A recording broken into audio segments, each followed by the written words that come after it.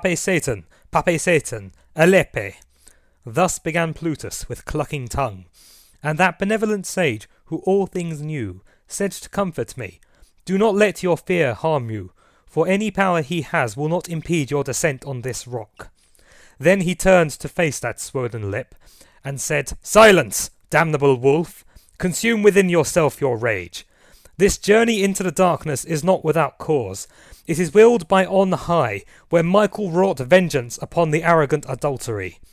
As when the sail by the wind wrapped falls together with the mast, so to the earth fell the cruel beast.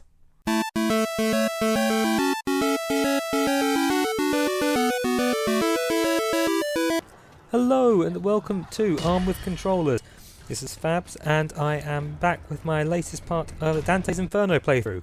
So today it's the circle in question is the Circle of Avarice, although they call it greed here. I disagree with that because it comes right after gluttony and they sound a bit too similar. It doesn't encompass the all-reaching desires of avarice. We have gluttony, which is stuffing one's face until you explode in a mound of giblets or whatever. Okay, so as this delightful little sequence is showing, the main bad guy of this is Papa Alighieri, Dante's dad, who's a bit of a shit really. He tries to have his way with Beatrice. As you can see here, he screws over everybody around him. Not a nice man. So, Virgil here just tells us about why avarice stinks. Everybody here is here because they want to hoard everything, they want to own everything, and that's bad. Since, as everyone with Christian teachings knows, when you go through heaven, you lose all your possessions and greater riches in the soul and all that kind of, heartwarming stuff. Okay, so, as you can see, the main aesthetic of this particular area is one of quite harsh, rocky terrain. There's lots of gold, lots of machinery. It's basically saying yes, this is avarice is all about the money and other such fun things, which is quite nice, I think. Quite nice indeed. Okay, so the molten gold here, you might be surprised to learn if you jump in it, it will kill you instantly. Which is, this is the floor is made of lava kind of deal for this particular stage. Okay, so let's pull on the switch here, see what happens. Get the machinery going. We've got a bridge over there, that's fantastic. And of course what this does mean is that, as we seem to be in some kind of arena style thing here, oh, no way back, that's fun. Yes, let's bring some bad guys over to kill. Doesn't look to be anything particularly unusual. Couple of guardians, some harpies, and some molten lava. Now, don't quote me on this, I think this might actually be a slightly timed one, since I need to kill these guys before that fills up there. But I might be making it up as I go along, so who knows? Who knows? And these guys here anyway, they're not exactly difficult. We've beaten a few of them up before. As we know, the way you want to beat them is just hit them a load of times, their attacks can be easily dodged. Then when the grab function comes up, then we can have a party. Like so. And yep, we're going to punish them. Cleave them in twain. Because that's what I deserve. Okay, so, a bit further on now. Got one of these delightful gates to open. I don't know why, but I really enjoyed how these gates are dealt with. Shoving the scythe in, making them do that really weird thing. It's disturbing yet brilliant at the same time. Okay, so what do we have in here? So quite a nicely placed, isn't it? Like I said, we've got these little guys to deal with. These are the theme bad guy for this particular circle. The I don't know what their real name is. But as you can see, their particular modus operandi is to spin around like a headless chicken. You might remember from the last video I talked about the importance of countering. Yeah, these guys are the quintessence of this, I'd say. If you don't counter, these guys suddenly become a lot more difficult. And of course they can be difficult anyway because of the game's camera angles, but that's another story. Okay, so I've got more of these fun dudes here. As you remember from last time, it really is just a case of, well, hit them a few times to soften them up, because these guys, I think they're slightly stronger now. soften up, then just grab, punish, and then, you know, Bob's your uncle and all that. So it's quite nice and simple. Bit of a breather, considering some of the absolute bitches the last couple of levels I've had. I think we're only halfway through the game. That's disturbing. Okay, so we've got 2 of these fun boys now. Isn't that good? Now, you'll notice when you grab these guys, though, you do get to use them in a slightly different fashion. You don't get to absolve or punish them, but instead you can throw them about, which has its own uses, in the sense that you can use, for example, you can knock them off into other people. It's also quite fun to use them against, well, you use them in conjunction with the spinny chaps there. You can throw them in and they'll go bouncing right off. At the same time, knock the spinny fellows away from you, which is excellent if you are in need of some breathing room. So there we are, tactics. Now, at this point now, the game's combat mechanics are heavily relying on your ability to block, counter and such like. Which, it's not without its merits, I think, because it does prevent this game from becoming a mindless button mash. Which, as well, we know, I really hate, especially with my Dynasty Warriors games. But anyway. Now, of course, there's so many of these guys, though. It's particularly interesting. Now, one irritating thing I do find, though, is it can be very difficult to time the blocks just right. I don't know how strict the window is. But maybe it's because, I don't know, I can blame the 360 control in this place, because I don't think the triggers are particularly suited for precision blocking and such like. I can blame myself for being a slow idiot. All kinds of things. Of course, this guy here is not even noticing me. So instead I'm just going to go mental wailing on them with my focus fierce attack. Which I like, it's good fun. There we go. Now see, although it doesn't go as smoothly as I'd like, when the counter mechanic works, it is an absolute joy to watch. Like so, especially when you've got that crazy crucifix attack. Right, I think that's just about it. So one more. Right, see you later, Charlie. That's you out of the way. And here's a switch. Let's pull it, shall we? Now this particular, I'm going to say puzzle very disparagingly here. What you need to do, basically pull it down, then jump on that, then through these slow closing doors. Now of course everything there has spikes, so a single misstep and you are kind of boned. It's one hit kill territory in this case. Which brings me nicely on to the next part of this level, and the next part of this commentary where I complain about the game. So, yeah, I actually, playing this particular segment drove me insane. I mean, this room in particular is one of the reasons, because basically, at this point it introduced irritating pinpoint precision jumping, one-hit kills in that regard, so if you fail to jump, that's it. Enjoy restarting from that beginning of that section. And it's trial and error gameplay, which I despise. If you want to make me hate a game, trial and error gameplay is the way forward.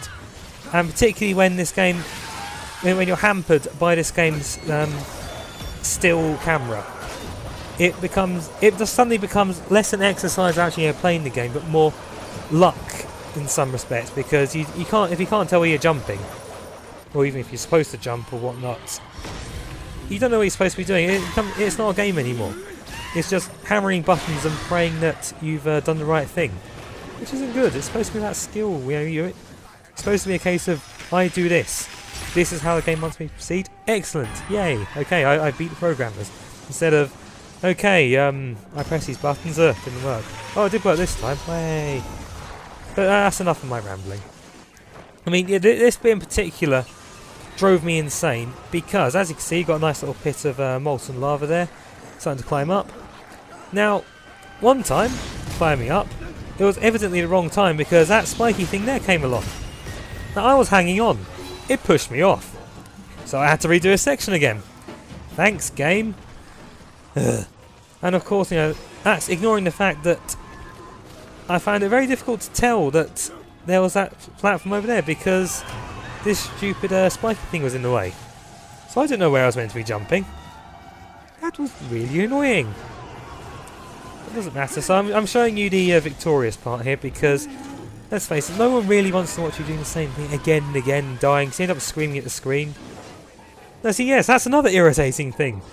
Being screwed over by the game's mandatory animations.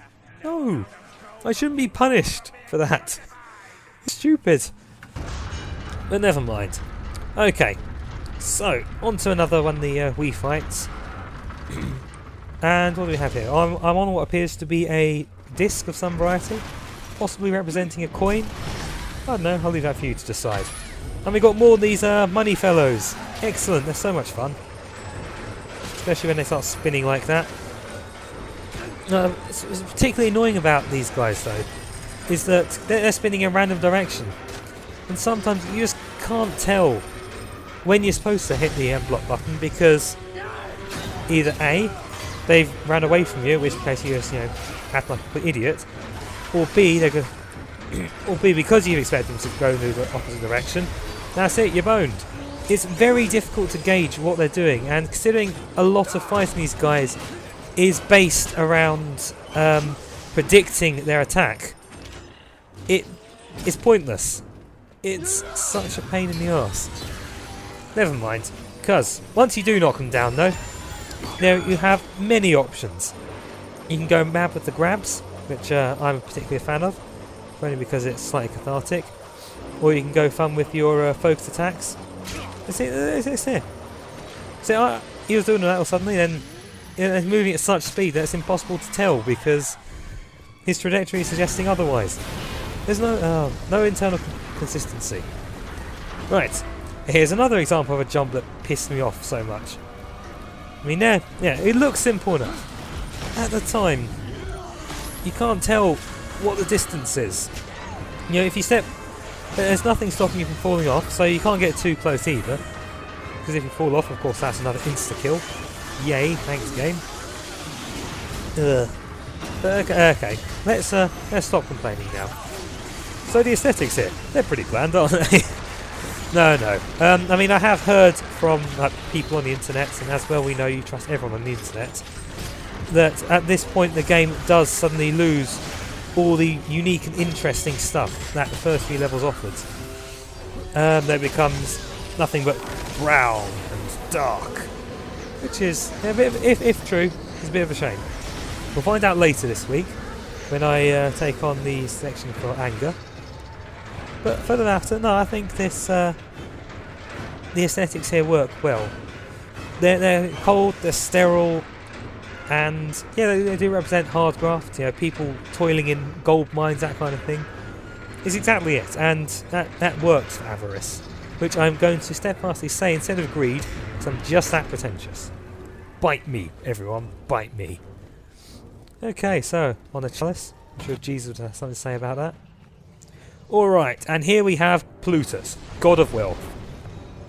How he works here is a bit like Midas. These blobs of gold at the bottom there, he makes them into platforms for you.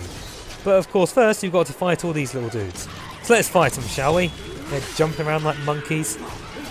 But it's okay, because I can cut these monkeys in half. I wouldn't recommend doing that in real life, because Greenpeace will be all over you. And that's annoying. There we are. See, that, as I said, it is so much fun getting the counter mechanics down correctly, because when they work, it's so enjoyable.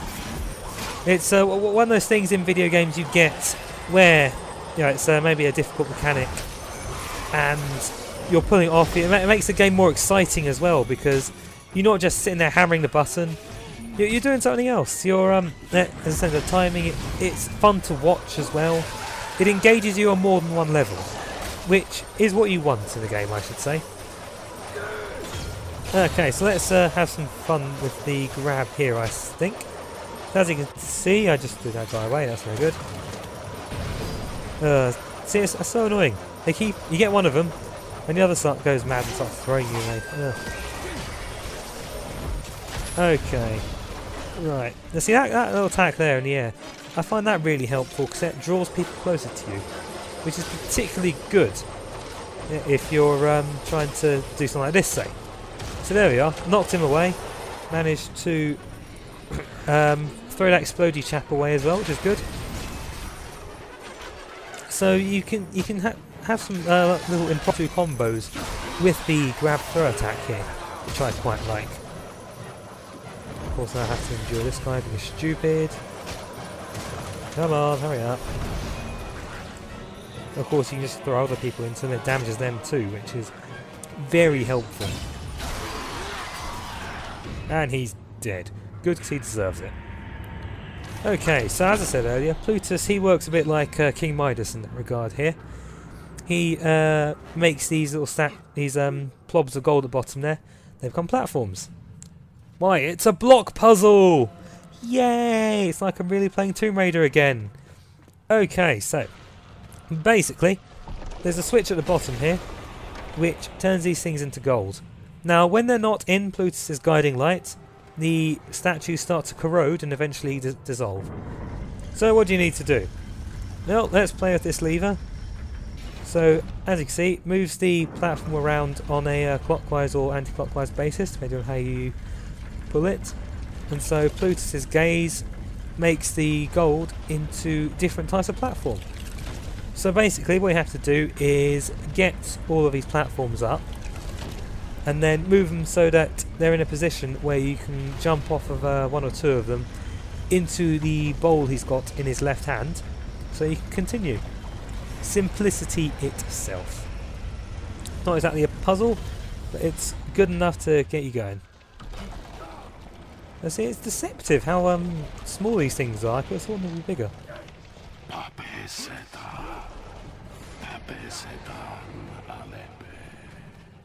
Right, now you just heard Plutus there say Pape Satan Alepe.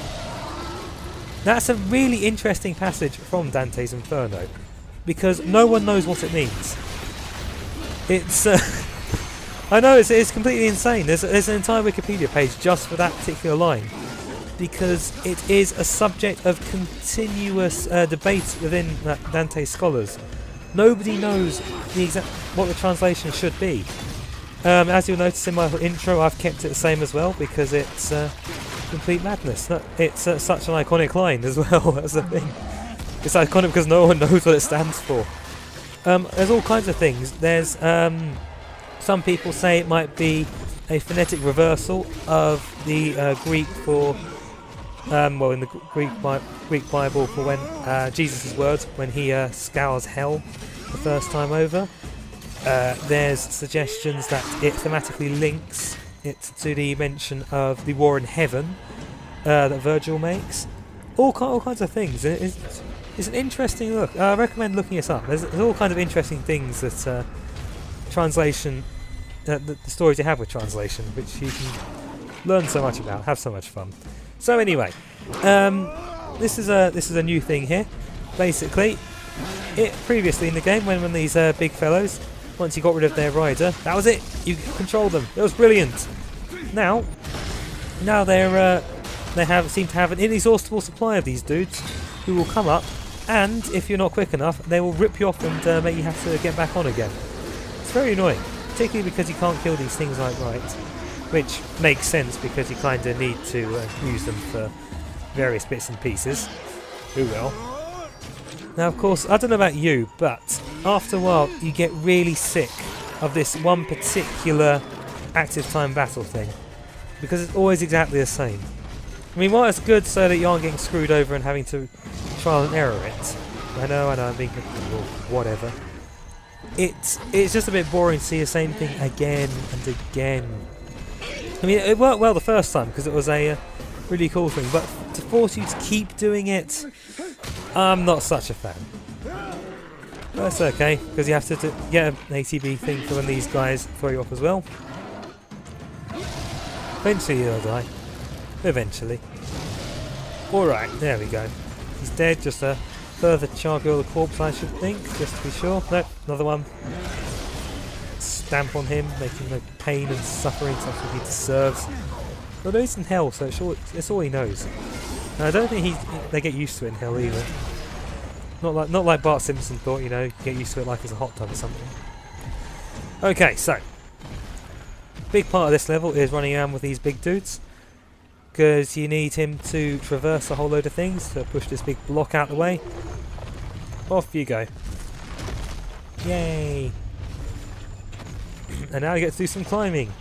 I must say, it's amazing how you can control that thing despite the fact that he's, you know, stuck a gigantic scythe in its head. It's got a bit of metal sticking out its cranium, and not only is it still functioning perfectly, it seems to follow your commands. Nope, I don't get it either. Oh well. Sup, Plutus. Now I must say, I'm very surprised that Plutus wasn't the boss for this level, considering, you know, he is the mythological god of wealth. It's I mean, yeah, it makes sense. The boss they have here, who is you know, Happy Alighieri. But it'll be nice. It would be nice to have beat up Plutus. But never mind. Here's our fat daddy. How very Oedipal. Oh dear. Beatrice does not deserve this. I will not go back without her. Then we'll find out. Isn't that sweet? And also kind of avaricious. Dum dum dum. Well, it makes sense that he would be displaying the same virtues? No, sins here, considering that was one of the sort of sub-themes of the poem. Dante would often commit the same sin of, well, of the people he'd be seeing. So, you know, he'd find somebody attractive while he was down in lust. The people in the anti-hell, the people who were so very neutral no one could care about them, he was told not to pity them or feel anything towards them. Very interesting stuff. There's a lot of interesting moral tales going on in this. Okay, so here's Big Daddy himself. First off, just going to give myself a little upgrade. I think I'm going to go for, yes, Holy Protection level 1, slightly less damage. Now, Big Daddy here, there's not much to him really. Basically, you wail on him, he very slowly lifts up his crucifix. You beat him up, rinse and repeat. I mean, when you know, certain amount of damage is dealt, of course there are slightly different attack patterns, but for the most part, yeah, this is the fight. It's not the most exciting of boss battles, I admit.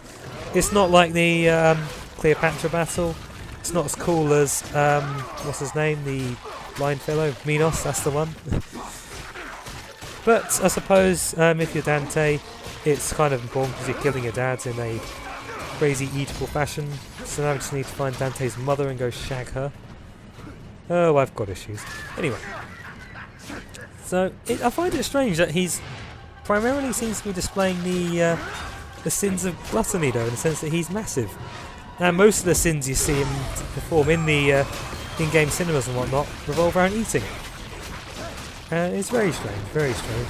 Then again, yes, you do see him, you know, lusting after Beatrice, trying to take her under his possession, and you do see him taking the peasant stuff earlier on. But that was for someone else, though. It wasn't necessarily for his own good. So. Anyway, I'm thinking too much about this. I should be concentrating on beating up the fat man. So let's do this. I'll summon the Souls of the Lusty, because they're very good at draining health.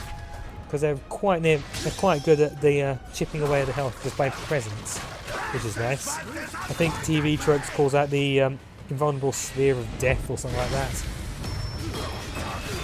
Okay. Now, of course, he's now got himself a long range attack.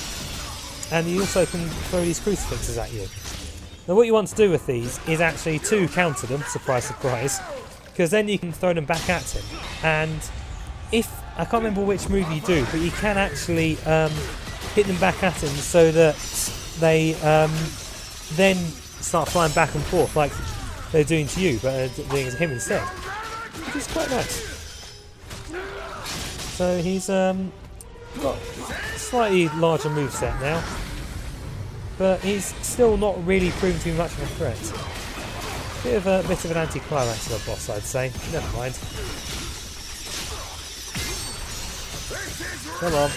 There we go. See, I'm now throwing the crucifixes at him, which incidentally is the magic I get off his dead body. Use me as an excuse.